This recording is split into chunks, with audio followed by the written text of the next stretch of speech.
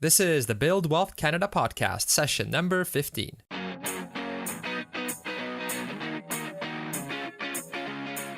Welcome to the Build Wealth Canada podcast, where it's all about becoming debt-free, accelerating your wealth, and taking control of your money. Now, here's your host, Cornell Schreiber. Hey, it's Cornell, and today I'm really excited to have Bruce Sellery on the show from MoneySense Magazine and Moolala.ca to tell you all about how to save and invest for your retirement. Now, Bruce is a best-selling author, and you might have actually seen him on TV, as he's been on CTV, he's been on CNN, BNN, MSNBC, as well as the Lang and O'Leary exchange with Kevin O'Leary from Dragon's Den and Shark Tank.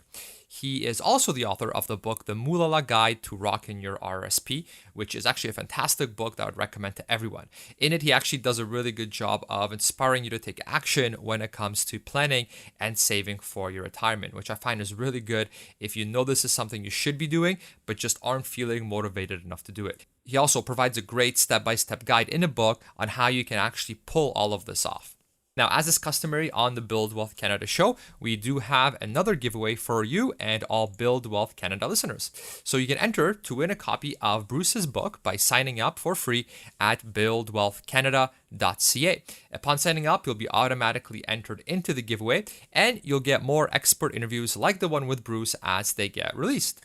Plus, you'll also automatically receive a free guide on the top 5 personal finance and productivity tools here in Canada. Now, if you've already signed up to buildwealthcanada.ca, then you can still enter the contest, and all you have to do is either follow Build Wealth Canada on Facebook, or you can email me a question that you'd like answered on a future episode of the show, and you'll automatically be entered into the giveaway as well. Of course, don't forget to check out Bruce's tips and articles over on MoneySense.ca, and you can also learn more about Bruce on his site, Moolala.ca. So, pause this podcast, go to buildwealthcanada.ca right now to sign up and enter the giveaway, and then let's get into the interview. All right, Bruce, welcome to the show. Thank you. So, Bruce, to start us off, why should Canadians even care about saving for retirement through their RRSPs and their TFSAs? Because they need some money to put groceries into their fridge. I don't know about you, but when I'm no longer drawing a paycheck, I am still going to be hungry. And I would like to be able to eat. And I say that only half tongue-in-cheek because we know that for most people who have held down jobs, they will qualify for CPP, OAS, maybe GIS. They'll have something coming in from the government, but it's not going to be all that much money.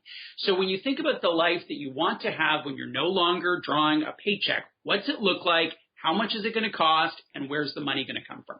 So savings, whether you do it in an RRSP or a TFSA or under your mattress, however you do it, you'll need a nest egg in order to have principal to draw down and ideally some investment income to go into your bank account to buy, I don't know, what are you going to buy? Cheetos? I'm going to buy like Joe Louis. I'm going to have, I don't know, maybe some beer, stuff like that. Sustenance. No longer trying a paycheck. Right, makes sense. And then what are the top mistakes that you see Canadians make as well when it comes to their RRSPs and then just retirement planning in general? Number one, the most common mistake of all is being oblivious to the importance of this as a part of your financial well-being. So most people are like, la, la, la, la, la, la, la, la, la, I have no idea, I don't want to, and then they wake up in their 40s, maybe in their 50s, and go, oh my God, this is a disaster. I've got to fix this. So the number one mistake is that people are oblivious. But the number two, and they're correlated or they're connected, is they don't think about and dream about what they want to actually do when they're no longer drawing a paycheck. So, you know, we talk a lot about retirement savings, and after a while, it sounds like Charlie Brown's teacher, that you tune it out. You're not interested in doing it. So it's so important to think about some activities that you want to do. And that could be, I don't care what it is, truly, I don't care. I want you to think about where you want to travel to. What hobbies do you want to have? Do you want to have a second home somewhere? Do you want to hang out with your grandkids? What do you want to do? Because that gives you 3 huge benefits. First, it outlines your vision. So we know great leaders have a vision. You're the leader in your retirement. So if you don't have a vision for it, nobody else is going to. Second, it gives you a sense for how much it's going to cost. And that's an important and relevant component to how much you need to save. If you're going to have a simple retirement, in a farming community in rural Alberta, it might be less expensive than if you want to winter in Miami. So you need to figure out how much it costs. The third thing is it's going to give you some motivation because it makes retirement real. When you think about it in specific terms versus just acronyms and, tax returns and all that kind of stuff, when you think about it in real terms, you're way more likely to be motivated to take the actions. And that's what most of this boils down to. Mm-hmm, mm-hmm. Yeah. Yeah, no, that makes a lot of sense. Yeah, just to make it real. And I found in your book when I was reading it too, you had some of the best guides, I would say, or the best guide that I've seen to date that actually walks you through step by step and says, okay, here's how you actually figure all of this out. Because it's pretty overwhelming, I think, to a lot of us, and it's obviously impossible to predict that far down the road, every little variable, right? But I really liked how in your book you provide some different tools that we can use and some just to make it a step that we think that we can follow and actually do and break it down into manageable pieces as opposed to retirement planning being this giant overwhelming thing. Yeah. And we just think, you know what, this is a little too much. I don't have time for this. And then you don't worry about it until you're 40, and then you start panicking because you haven't started saving for retirement yet. Yeah, for sure. Yeah, so Bruce, speaking of your book, in it you talk about the 5 steps that listeners can follow in order to be able to successfully plan for their retirement and even retire early if they pull it off in a certain way. So can you tell us a little bit about the 5 steps? Yeah. So the first is lay the foundation. Number 1, lay the foundation. And this, at its essence, is figuring out what you want to do. And as I mentioned, I don't care what you want to do, but I want you to think of something. So if you love pets, maybe this is my rubber chicken. It's a rubber chicken dog toy. If you're listening to the podcast, it's yellow and it's outrageous looking. It's a rubber chicken dog toy. Some people love their pets, so you could, hang out with your pets. This is this is from Dollarama. It's a paint holder if you're going to be an artist. I don't know. I've got some gardening gloves here, some knee pads.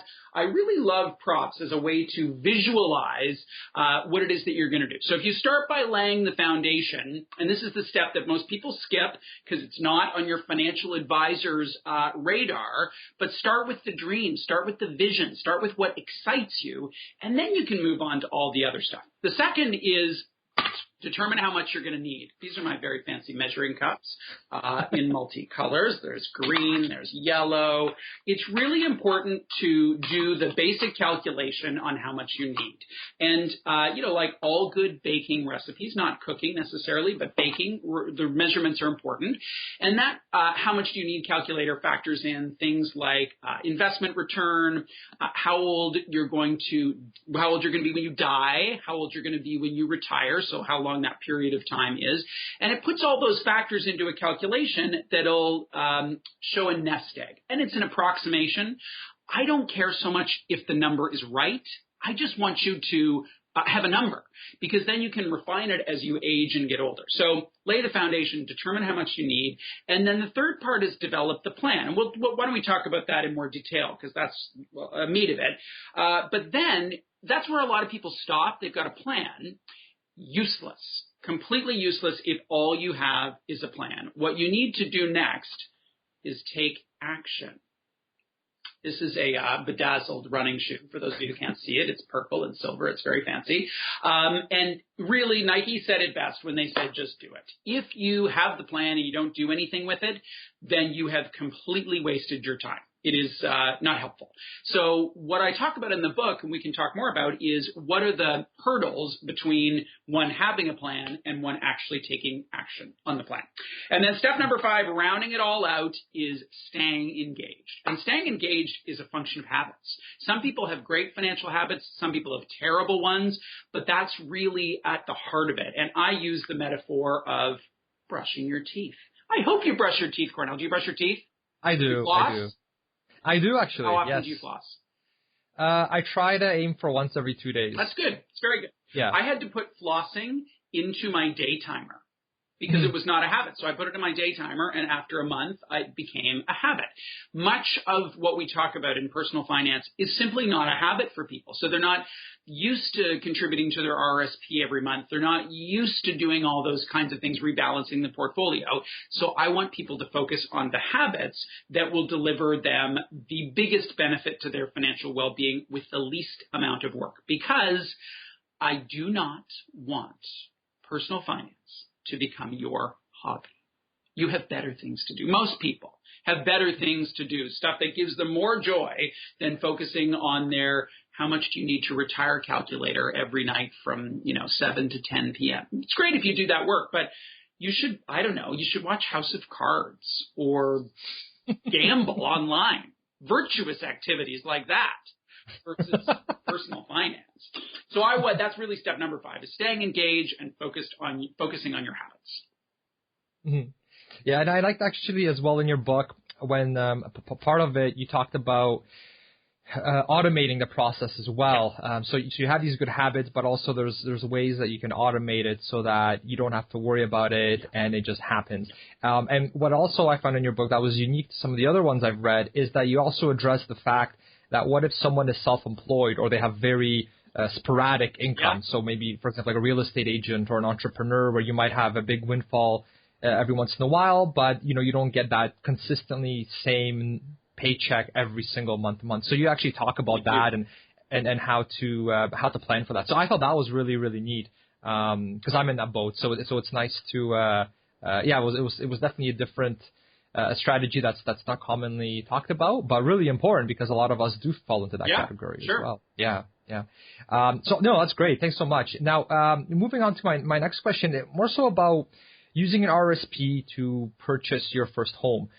So some individuals, they may be saving for a down payment in their home, for a down payment for the future home, and they would like to put that money in an RRSP, and then they're planning on using the home buyer's plan to be able to take that money out. Can you talk a little bit first about what this home buyer's plan is for maybe those who haven't heard of it? It's a great initiative by the government to allow people to save for a down payment for their home and at the same time get the tax refund of an RRSP. So it allows you to withdraw money from your RRSP, contribute that to your first home, and then as soon as that deal closes, you have to start paying it back over the course of the next 15 years. So if you're going to do it, you need to know that you're going to have the cash flow flexibility to pay back that home buyer's plan. But it can allow people who think, geez, I don't know where I'm going to get the money from a down payment to use the funds in their RRSP to do that. If you're just starting out and you're 23 and you're just starting to save for a down payment, whether you do that in your RRSP and use the home buyer's plan or save in a TFSA, I'd say it's kind of a wash. I would have deferred up until the recent changes to the TFSA to the home buyer's plan, but these days it's pretty close. Really what you want to be doing is saving as much as you can for your house, and the home buyer's plan can be a really great way to do that. Mm-hmm, mm-hmm. Yeah, and if you're just starting off, you're probably in a low tax bracket, so you could be using that TFSA quite well. And with that higher contribution room that we just recently received as well, that for sure, I can see how that makes it a very good tool. To use for that too. Yeah, no, that's great. And then in relation to that, what if you are, let's say, saving for a down payment on a house, let's say, obviously you don't want to put into anything risky because you want to make sure that, if you want to buy that house in a year, you want to make sure if the market plummets, you're still able to buy that house in a year. Where would you recommend Canadians invest when they're saving for something like that? Obviously, bonds come to mind, or ETFs, like bond ETFs, GICs come to mind, but the rates right now are so low that it's really unattractive to a lot of Canadians. So in terms of safe vehicles, what would you recommend? You're not going to like my answer. Okay. Cash. Oh, really? I know. I've struggled with this, truly, and I've done a bunch of stories on it. I've talked to people in the industry. There simply is no place. So in these days of low interest rates, there just isn't a vehicle that is safe. Sure, you can put it in a GIC, but maybe you're going to get 2%. And let's say you put your down payment in a GIC, and to get the best rate possible, you lock in. And then you see the perfect house down the street. You can't get out of that GIC. You can borrow against that GIC, but that is a whole other level of complexity, and it costs you money. And so, I don't know that there's that much of an advantage to putting it into a GIC versus just in a high interest savings account. If you run the numbers, it's kind of a rounding error unless the amount of that down payment is substantial. So I struggle with that. I wouldn't get into something super fancy and do a bond ETF just because the delta is not significant enough, in my view, to make it worth your while with low sums. Okay, yeah, that's an interesting perspective. Yeah, because you're right. If you decide, okay, I want to buy a house in a year, well, maybe you're 10 months in and you see the perfect house that's a really good deal. Yeah. And so at that point, you should actually execute, as opposed to saying, oh, no, hold on, I'm still locked in for a little bit more. I guess we'll have to let that one go, and hopefully we find another house in the future. So that's a really good point. Yeah, you do want that flexibility, especially when the time gets closer, because for sure maybe you find that dream house and you just can't wait. You have to pull the trigger, basically. I feel differently if you could get 5% or 6% on a GIC, but when they're less than 2. Right. Now, what about, let's say someone's saying, I'm going to start saving up for a down payment right now. For sure, I will be nowhere close to getting there for the next, let's say 3 years down the road. Then I think I'll actually have enough for a down payment, let's say, right? So what about in those cases where those first maybe 2 years or something? It's still hard. It's still hard because the best rates on GICs are ones that you lock. And so you put in your first 2 years in the GIC, but the additional cash, it's small amounts. You're not going to be able to just simply add that to your GIC. And if you buy an ETF, if it's like $500 a month, that transaction cost is going to make the purchase of that bond ETF unprofitable to you because you pay, $10 to do that. Oh, so right. These are all, little nips and tucks here and there. The big idea to me is how can I increase my income and cut my spending such that my ability to save is more significant.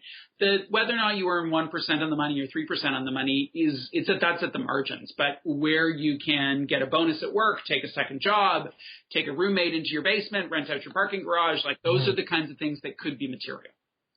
That's a great idea. Yeah, instead of sort of trying to find ways to get that extra percent or 0.5%, like you said, focus on some of these bigger items, like maybe, rent out your basement or rent out or a room in your house. And at that point, you're not dealing with these small amounts. You're actually getting a huge boost in your income that can go directly towards saving for your down payment. Back in with your parents.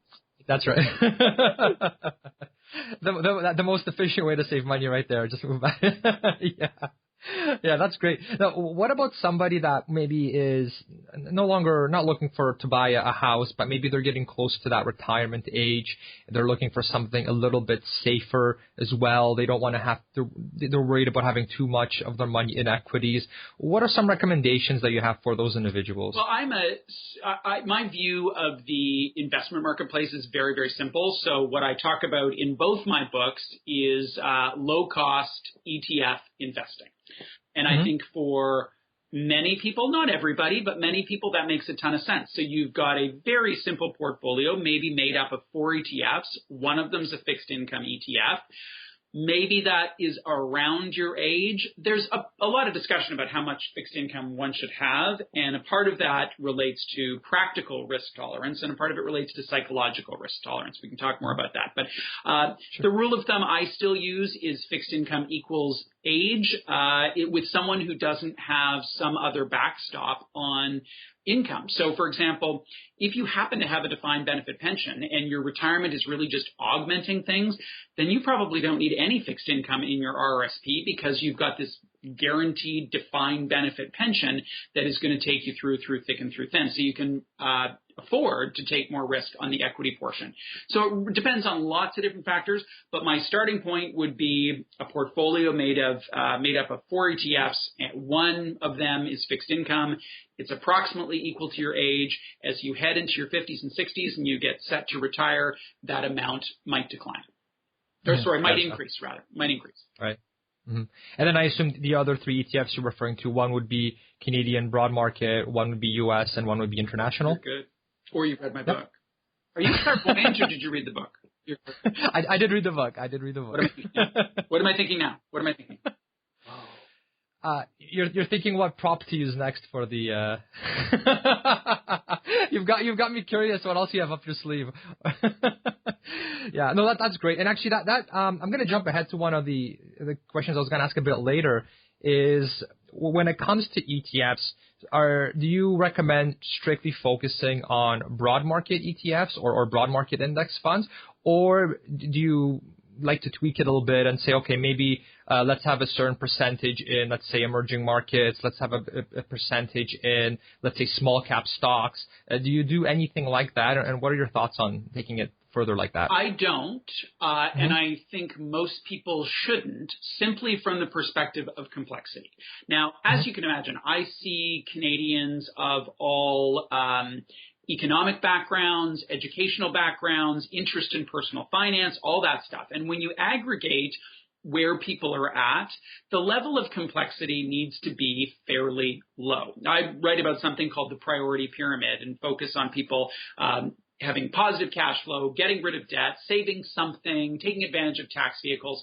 And once you've got investment performance that meets the benchmark, which is basically what a passive ETF portfolio will do, once you're there, if you want to optimize and do things like small cap and sector specific and emerging markets and whatever else you want to do, hedging, all those things, hooray for you. But it isn't necessary.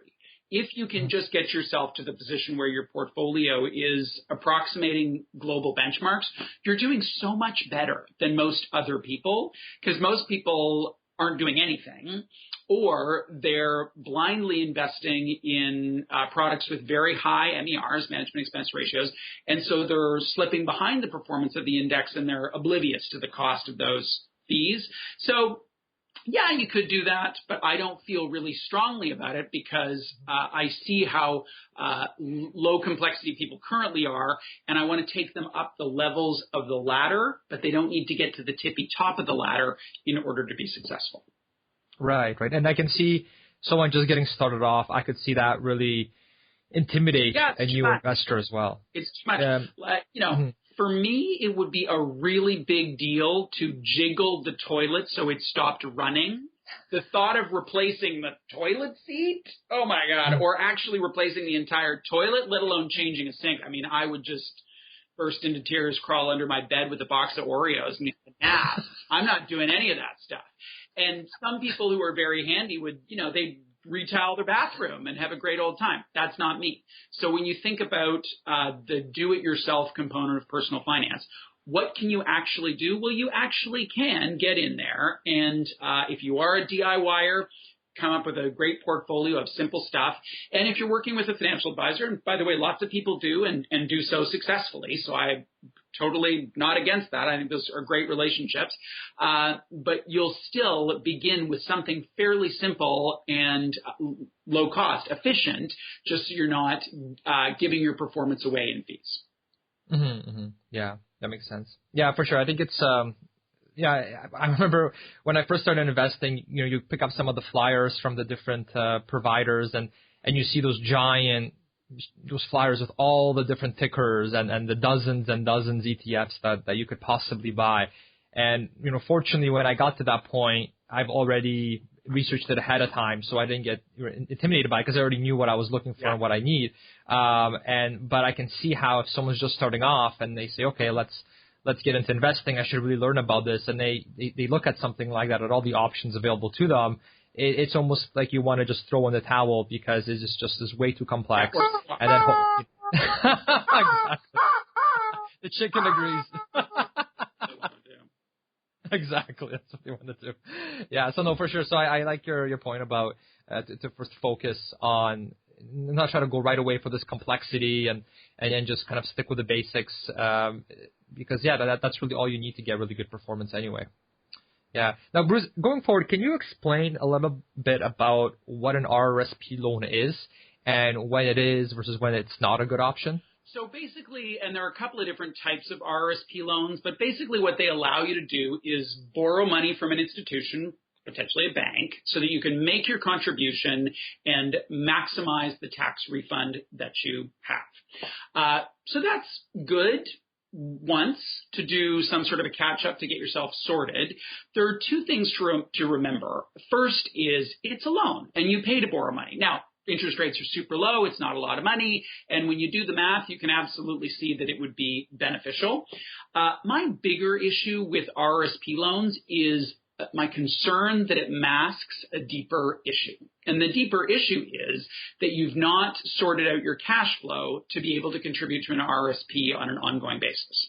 So rather than get an RRSP loan, what I would focus on people doing is analyzing their cash flow and figuring out how they can increase income, cut spending, whatever they can do, such that they can save that amount of money each month, or in the case of an entrepreneur or someone with volatile income, a percentage of each check that they receive, such that they're doing it the way it is intended to be done on an ongoing basis, and not sort of racing to the finish, getting an RRSP loan, and then having to deal with paying off that loan. Better to sort it out so that you've got that automatic transfer coming off your bank account, and just do it right over the course of the year. Now, that's not a strongly held opinion. The math is quite compelling when you look at borrowing and then having your tax refund pay off the loan. Hooray! It's just it's a level of complexity that I don't know that most people want to sign up for.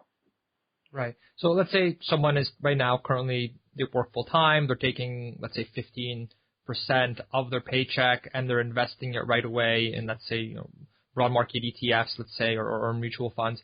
And they're doing that. Should they not even, worry about RRSP loans if they get approached by, let's say, their banker, and they say, hey, you should really, consider doing this? What would your recommendation be? Just say no, or yeah. You're allowed to do that. Right. The bank offers something. Did you know you're allowed to say no?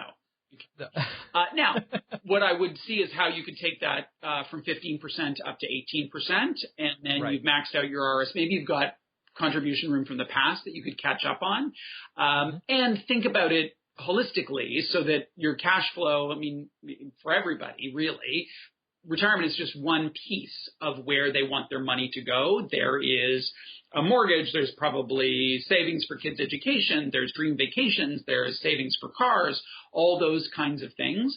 And so I love to think about your life in a holistic fashion and match up your finances to what's important to you. And the debt of any kind, I am culturally averse to, mortgages being a notable exception, but to the extent that you can pay your way, pay as you go, I think that's advantageous. For sure.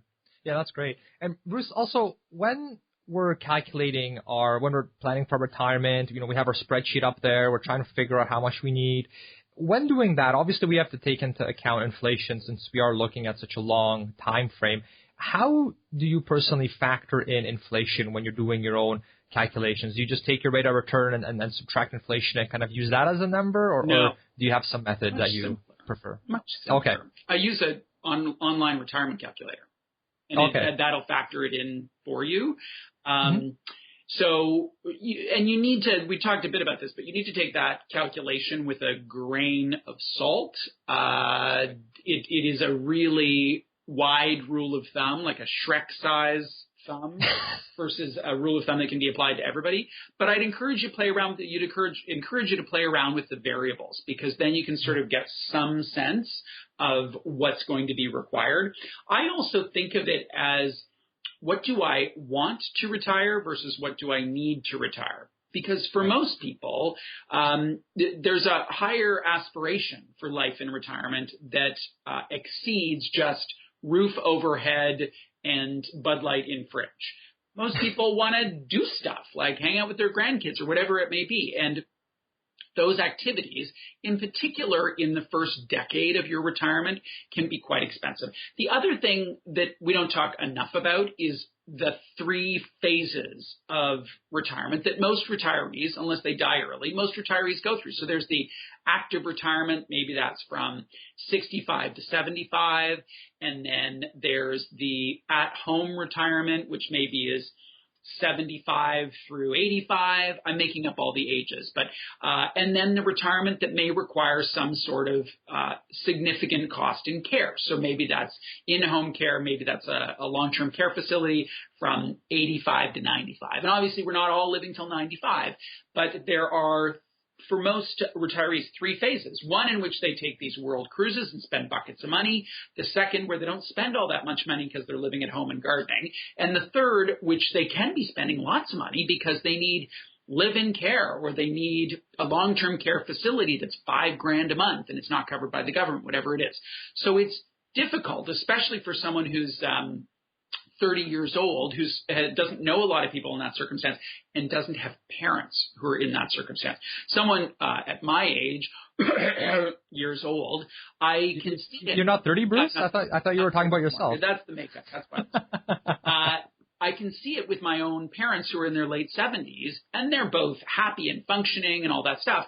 But I can see with their cohort that they're going to be predictably increased expenses as they require more support from outside of their family. Mm-hmm.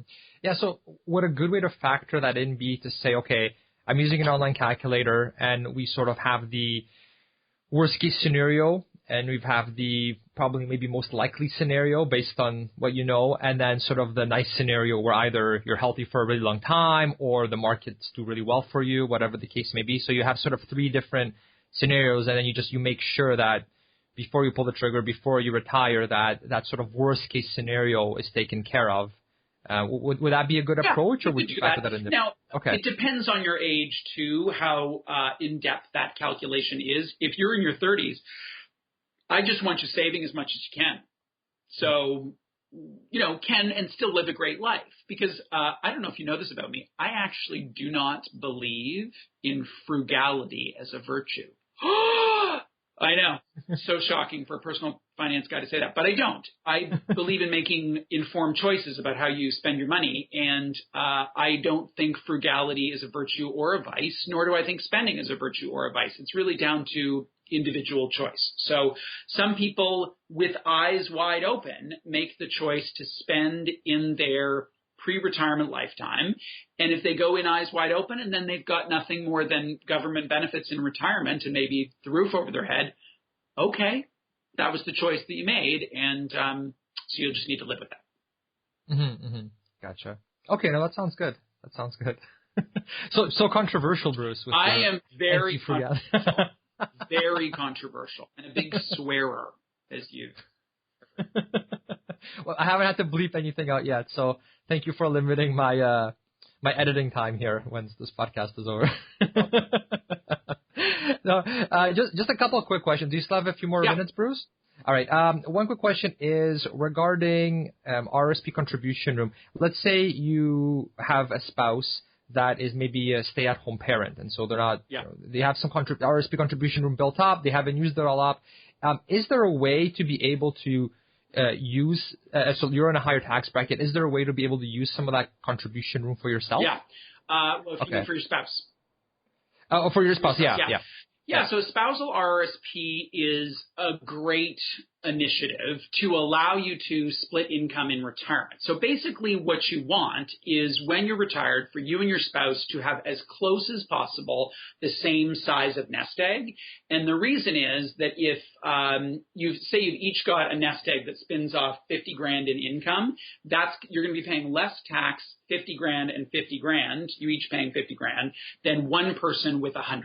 And I'm making it a very, very simple calculation here. But if the lower income spouse saved nothing and only the higher income spouse did, that nest egg, when they start to withdraw it, is going to cost them more in tax. So 2 things to know about a spousal RRSP is your RRSP, the higher income earner, your limit is your limit.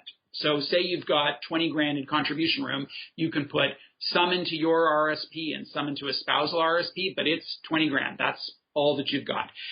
Secondly, the plan is theirs. So the money goes to them. Now, if there was a marriage breakdown, it would be taken into account. But it's theirs. They can control it. They can do whatever they want with that money. And that's important to know just before you set those kinds of things up. Okay. But for example, during that, let's say they're just not working for, let's say, a year because they just have a child or whatever the case may be. So there's no way of saying, okay, I'm going to increase how much RRSP contribution room I have so that I can go down into an even lower tax bracket, for example. I can't basically steal their RRSP contribution room for myself to lower. You can't steal contribution room from them. No. Gotcha. You can steal money from their wallet. You could steal their friends, perhaps, but you cannot take their contribution. But by steal, I mean mutually agreed upon thing. This question took a turn for the worse. Now we're talking about stealing ourselves. If you were to talk to a great accountant or a great financial advisor, there are other ways to split income in ways that are completely on board, above board, and all that stuff. Okay. So, for example, you run a business and your spouse is your bookkeeper. So if you pay them that money, they then have earned income. They will pay tax on it at a lower rate than if you paid tax on it, because the profitability of your business will decline because you're paying a bookkeeper. They'll build up RRSP contribution room because they have earned income. So there's it's like a whole other podcast on income splitting. But great accountants and great financial advisors can give you some wisdom on how to do that. That's great. I am neither a financial advisor or an accountant. I'm just a journalist. Gotcha. Sounds good. Yeah, I was thinking more, in those sort of situations where, let's say, one person's in the highest tax bracket, whereas the other one is in the lowest because they're not earning anything because they're home with the kids. Yeah. Is there a way to lower that person that's earning that, let's say, six-figure salary, to lower theirs even more than they normally would be able to because their spouses aren't working? But it sounds like no. The answer is no. But there are other options, legal options you can consider. But that's kind of where you get into the more, you talk to an accountant, hopefully you have a small business set up where you can make something work there. Yeah, makes sense. Okay, no, that's great. Thank you so much.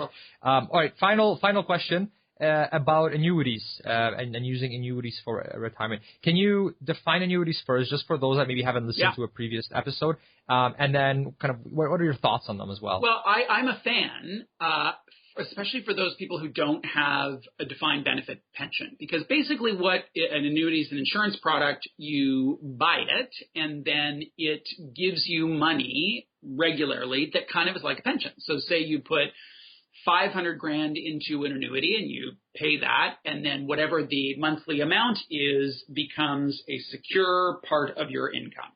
It's cheaper to buy the older you are because the actuaries will calculate your life expectancy and see that, if you buy it at, I'm making these numbers up, if you buy it at 40, it's going to cost you more than at 70 because a certain portion of people will die between 40 and 70.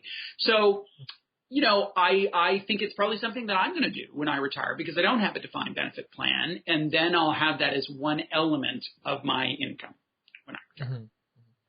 Yeah, that makes sense. Yeah, one strategy that I thought sounds pretty appealing is to purchase one, or something I'm going to consider at least when I'm older, is to purchase one to just cover sort of those bare essentials, just so that, worst case scenario, you're still not eating cat food, basically. Yeah. Right? And then all the rest is basically just because you've been investing through your lifetime. Yeah. So that way, no matter what happens, even if the market, your first year in retirement and we have another 2008 happen, let's say, that way you're still okay. I'm still going to be okay. There's still something that I have as a cushion. I don't have to necessarily draw down my portfolio as much because of it. So that's kind of what I was thinking. Yeah. No, that's great, Bruce. Thanks so much for your insight on that. That's all that I had for my questions. Can you tell the listeners and viewers a bit more about where they can learn more from you and everything you've got? Yeah. Well, I am a columnist for MoneySense Magazine, and all of my blathering is found at MoneySense.ca. So, and not just me, great writers there. My website is Moolala.ca. My Twitter handle is at Bruce Sellery, Sellery, celery like a vegetable but spelled differently. And if anyone has any questions, please feel free to reach out in any of those ways, because I'm jazzed about this. Everything that I do is about inspiring people to get a handle on their money so they can live the life they want. And why I'm so jazzed about inspiration is that drives behavior. And if we don't change behavior, nothing's going to change. And so you can live the life you want. There's a lot of moralizing in our culture about what you should spend your money on, what is going to send you to heaven, what's going to please your parents. I don't care about any of that stuff. So if you want a full round of plastic surgery and that's what's going to make your life happy, fill your boots. Just sort out your cash flow and your savings such that you can have the best whatever part of it is you want to improve. And I think the moralizing isn't helpful. So have the life you want, get a handle on your money, and a little moolah along the way. Sounds good. That's great. Thanks, Bruce. And yeah, for anybody listening that maybe isn't as excited about personal finance like myself and Bruce, maybe you find the subject a bit boring or you're having trouble getting motivated to start saving for retirement, just read the first few chapters of Bruce's book. He does some really good exercises in there about talking about what you may want in retirement, helps you visualize it, and that actually I found it very, very motivating for anyone that really maybe isn't into this to sort of say, hey, you know what, this is something I should look into. This actually can be enjoyable. So yeah, definitely check out his book, and I will have the show notes, the link to that in the show notes, as well as all the different ways that you can reach Bruce as well. So yeah, that's it, Bruce. Thanks so much for coming on and for sharing your knowledge with us. It was my pleasure, and the chicken as well. The chicken really enjoyed it. The chicken looks extremely happy. I've never seen a happier chicken, to be honest. He hasn't been eaten by the dog yet. What's that? He hasn't been eaten by the dog yet. He's happy now. His days are numbered. All right. Thanks so much, Bruce. My pleasure. Take care. Bye. Well, I hope you enjoyed the interview with Bruce, and just a reminder that you can enter the giveaway to win a copy of Bruce's book by going to buildwealthcanada.ca and signing up for free. Once you do that, you'll also get all the latest expert interviews as they get released, and you'll also automatically get the free guide on the top 5 personal finance and productivity tools here in Canada. All right, have a great week, and if you enjoyed the episode, don't forget to subscribe on iTunes or Stitcher, and if you are an iTunes user, I would greatly appreciate you leaving a review there to help bring on more great guests like Bruce. That's all for now. See you next week with another expert interview. Thanks for listening to the Build Wealth Canada podcast at www.buildwealthcanada.ca.